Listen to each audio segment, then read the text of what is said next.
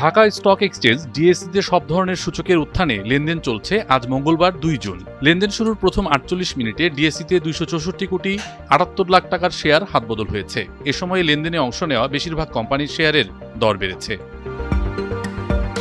DSC website সূত্রে জানা গেছে, বেলা বাড়ার পর সূচকের উত্থান গতি আরও বাড়ে। আজ লেনদেন শুরুর 48 মিনিটে ডিএসসি এক্স বেড়েছে 28.78 পয়েন্ট।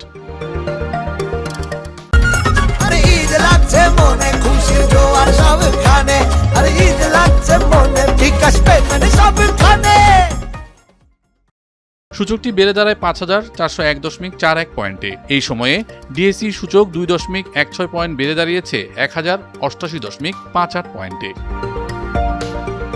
এছাড়া ডিএসসি 30 সূচক 2.16 পয়েন্ট বেড়ে দাঁড়িয়েছে 2052.64 পয়েন্টে। আলোচিত কোম্পানিগুলোর মধ্যে শেয়ার দর বেড়েছে 253টির, কমেছে 68টির এবং অপরিবর্তিত রয়েছে 61টি কোম্পানির শেয়ার দর।